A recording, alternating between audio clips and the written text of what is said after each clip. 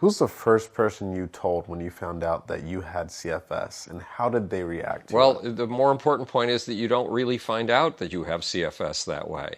At least you didn't way back then. I had to, my wife knew about my symptoms. My wife has the white Anglo-Saxon Protestant disease, which means she's separated from her feelings, doesn't know how she feels, and can't express them to you. But she was helpful.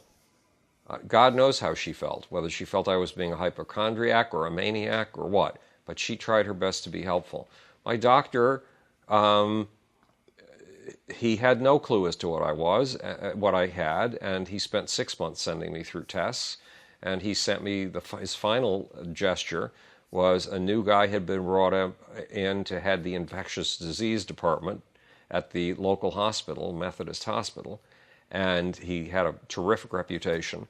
My doctor sent me over to him to be tested, and the infectious disease specialist, nice as he was, came to the conclusion that nothing was wrong with me. And you've seen my reaction to nothing is wrong with you. I finally figured out, by doing the kind of research I do about everything, that this was chronic fatigue syndrome. And when I came to my doctor with that news, he didn't believe me because he didn't believe chronic fatigue syndrome was real.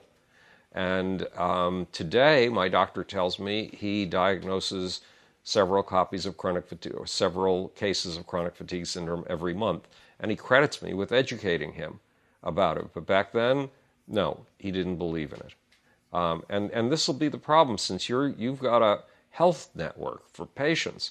A lot of patients will fall between the cracks of any disease description and will not know what they've got. Frankly, in 1981, I had an extremely serious back problem. It started normal and then got more and more serious, and it manifested itself in the long run in exactly the same, some of the same symptoms that I have with chronic fatigue syndrome.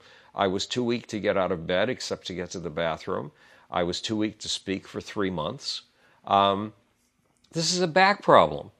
Chronic fatigue syndrome is presumably something radically different than a back problem. But both of these things are weakening. And things that weaken you can cause the same problem, can cause the same set of symptoms. And your job, if you are in the boat of having the illness, is not to get a name for the illness. That's not the most important thing in the world. It's to find what doctors call the modality, the treatment that makes you feel better, not that theoretically makes people with an illness with the same name as yours better, that makes you better. You have to look at things right under your nose as if you've never seen them before, rather than looking at theories.